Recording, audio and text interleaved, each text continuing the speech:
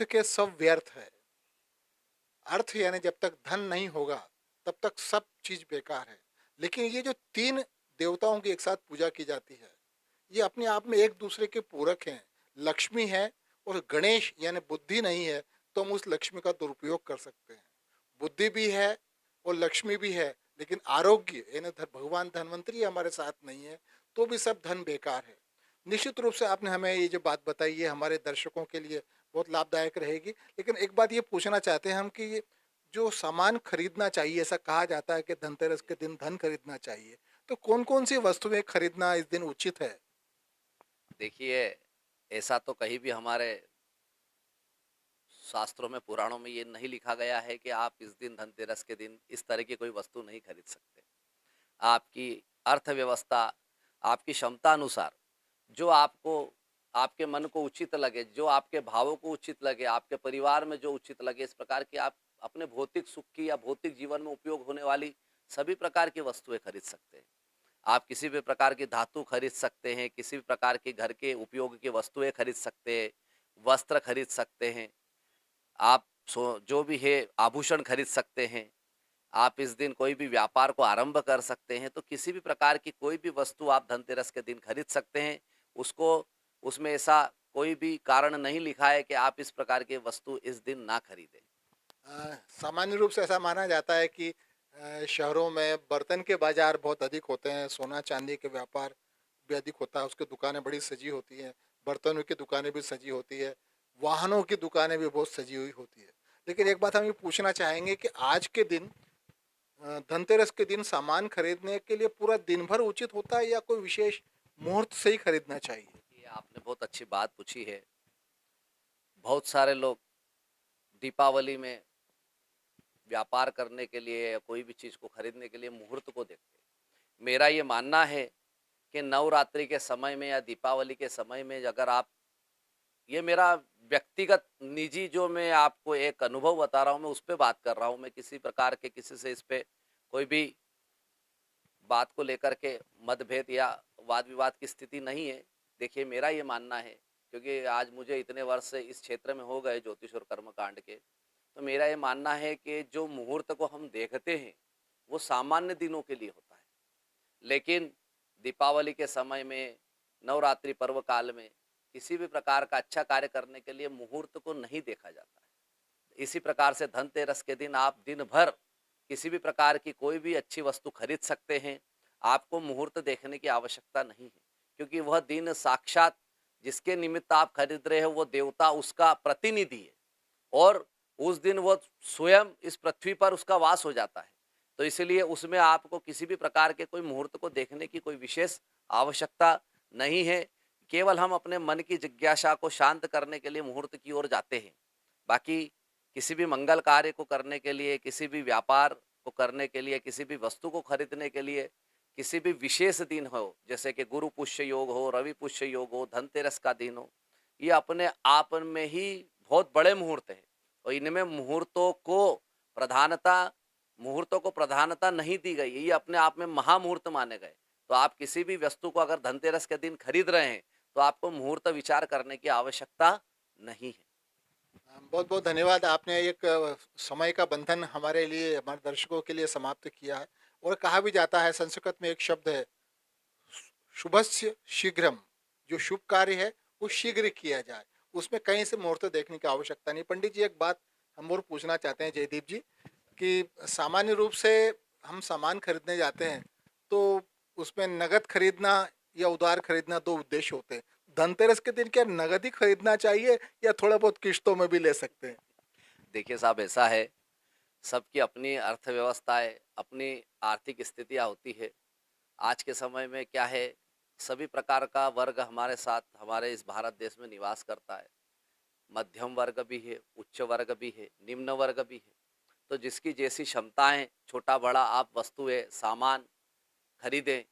और मेरा ये मानना है कि किसी भी नए या मंगल या नए दिन आप अगर कोई सामान खरीद रहे हैं, तो प्रयास करें कि आप वह नगद अपने पास से उसको लें। और नगद नहीं है तो उसके निमित्त कुछ जरूर उसको दे सबसे पहले। फिर उस सामान को आप खरीद के उसको आप, आपकी जैसी आपकी स्थिति परिस्थिति हो, आप उसको किस्तों में आप उसको ले सकते हैं। लेकिन प्रथम अगर आप लेनदारी देनदारी अगर कर रहे हैं तो उसमें निमित्त कुछ भी आपको देना चाहिए, और मेरा मानना है कि सवाया करके देना चाहिए, कुछ बड़ा करके देना चाहिए। ठीक है सर। ये बहुत अच्छी सलाह दी आपने कि थोड़ा बहुत पैसे कम हो तो भी आप कुछ रुपए दे दीजिए, लेकिन सामान खरीद लीजिए। अब थोड़ा सा विषय थोड़ा सा हट के है, लेकिन चूंकि हम सब भारतीय हैं और हमारा दायित्व बनता है कि हम एक संदेश भी लोगों को दें। वैसे ये इस प्रश्न का संबंध धर्म से नहीं है, राष्ट्रीय भावना से है। आप चूंकि पंडित हैं, आपकी बात सभी लोग मानते हैं, समझते हैं, आपके प्रति आस्था व विश्वास रखते हैं, तो सामान खरीदने में हम स्वदेशी और विदेशी का भी ध्यान रखें तो उचित होगा क्या? बिल्कुल उचित होगा साहब। आज आप देखेंगे कि हमारा भारतवर्ष जो है जनसंख्या के मामले में दुनिया में प्रथम पे आ रहा है। हम विश्व की सबसे बड़ी अर्थव्यवस्था बनकर अभी उभरे हैं। हम हर क्षेत्र में बहुत हमने उन्नति की है। हमारा भारत आज गिने चुने विकासशील देशों में माना जाता है। आज हम अपनी क्षमताएं हमारी इतनी हो गई है कि आज हम अमेरिका, रूस, चीन ऐसे देशों के साथ बैठ रहे उठ रहे हैं। और मेरा ये मानना है कि हम अगर विदेशी चीज़ों को छोड़ करके अगर स्वदेशी अपनाएंगे तो इससे हमारे देश की जीडीपी बढ़ेगी, हमारे देश की उन्नति होगी, हमारे देश का व्यापार बढ़ेगा, हमारे हर वर्ग जो हमसे जुड़ा है, किसान वर्ग है, व्यापारी वर्ग है, निम्न वर्ग है, सभी वर्गों को एक मिडिल क्लास व्यक्ति तक इसका लाभ होगा और हमारे देश की उन्नति होगी। और साथ ही साथ ज़्यादा से ज़्यादा हमारे भारतवर्ष के लोगों को इसमें रोजगार मिलेगा, हमारे आर्थिक व्यवस्थाएं सुधरेगी, हमारे देश की अर्थव्यवस्थाएं सुधरेगी, और हमको कहीं भी मतलब किसी भी वस्तुओं के लिए विदेशी चीज़ों के ऊपर कहीं ना कहीं हमारी जो आज हम डिपेंड है, कहीं हम आश्रित है, वो हमारा डिपेंड होना या आश्रित होना खत्म होगा। आज आप देखेंगे कि अभी हम काफ़ी चीज़ें अमेरिका से भी एक्सपोर्ट इंपोर्ट करते हैं, आदान प्रदान करते हैं। अभी उन्होंने अपना एक स्टैंड रखा कि साहब हम आपके ऊपर इस प्रकार का टैरिफ लगाने वाले हैं। 50%, 50% टैरिफ उन्होंने हमारे ऊपर लगाया है।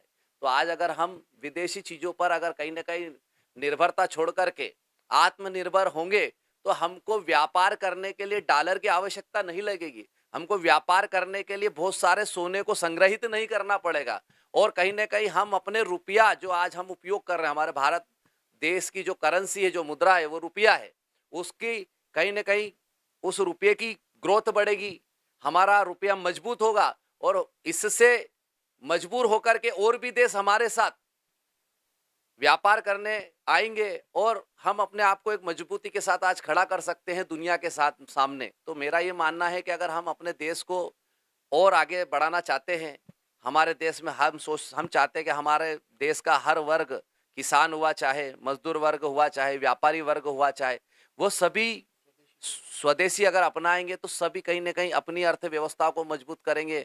हर घर में रोटी कपड़ा मकान की जरूरतें पूरी होगी। हम दीपावली आज मना रहे हैं तो देखिए क्या होता है कि ये पर्व मनाने के लिए कहीं ना कहीं धन की आवश्यकताएं होती है। बिना धन के आप किसी भी प्रकार का कार्य नहीं कर सकते। तो यहाँ इस भौतिक सुख को, इस भौतिक जीवन में अगर आपको रहना है तो आपके लिए धन एक आवश्यकता है अपने भौतिक जीवन को जीने के लिए। तो मेरा ये मानना है कि अगर आप ये स्वदेशी अपनाना चालू कर देंगे तो हो सकता है कि किसी भी गरीब के घर में दीपावली आपके द्वारा मनने जरूर लगेगी। तो मेरा ये मानना है कि जरूर कोशिश करें, प्रयास करें कि जो जरूरतमंद लोग हैं, जिनको आपकी जरूरत है, जिनके कारण उनके घर में दीपावली मने, आप उनसे ही सामान खरीदें। और मेरा ये मानना है कि हम हर जगह भाव मूल जरूर करते हैं।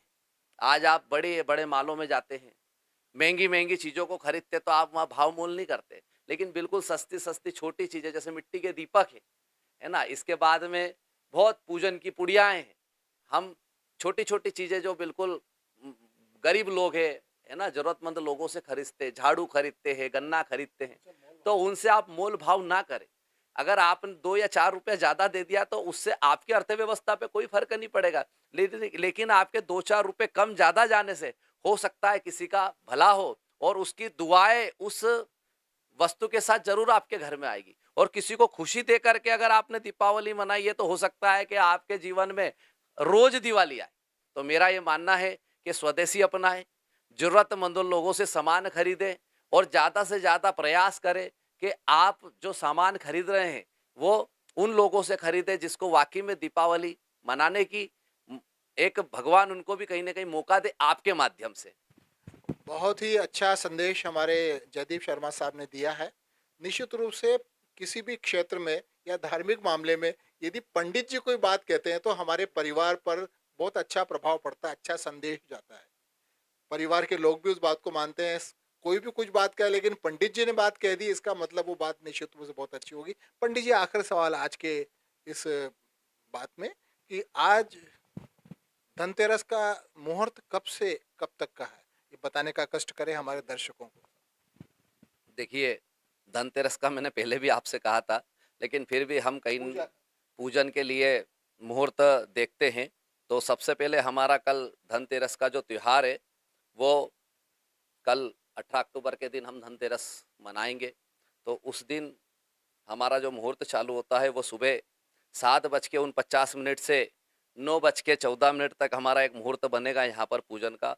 उसके बाद हमारा जो दूसरा मुहूर्त बनेगा वो 12:06 से हमारा मुहूर्त चालू होगा, जो आपके 4:23 सायंकाल तक, है ना, तीसरे पहर तक ये मुहूर्त रहेगा। आप इसमें भगवान गणेश, अंबिका, धन्वंतरी आदि देवताओं की पूजा कर सकते हैं। और अगर इस समय भी किसी कारणवश आप पूजन नहीं कर पाए तो आपका तीसरा जो मुहूर्त इसमें पूजन का बनेगा वो 5:48 से लेकर के शाम को 7:23 का रहेगा। और इसके बाद में अ, हमारा जो चौथा इसमें जो मुहूर्त का समय आ रहा है वो आ रहा है रात को 8:57 से लेकर के तो रात्रि 12:06 का जो समय है, इसमें भी आप भगवान का पूजन कर सकते हैं। ये मैंने आपको कुछ मुहूर्त यहाँ पर बताए। तो आदरणीय पंडित जी ने हमें बहुत सारी बातें, संदर्भ कथाएं भी बताई, मुहूर्त भी बताया, और ऐसे व्यक्ति का से सामान खरीदने का उद्देश्य भी बताया, महत्व भी बताया, क्योंकि धनतेरस पे सामान तो खरीदेंगे। बहुत अच्छे विचार हमें आपके लगे पंडित जी। टाइम मीडिया में आप आए, हमारे ऑफिस में आके आपने बात करी। टाइम मीडिया की ओर से आपका बहुत बहुत आभार व्यक्त करते हैं, और हमारे दर्शकों को हम धनतेरस की शुभकामनाएं देते हैं। टाइम मीडिया के लिए मैं मनोहर राय, शाहजहाँपुर।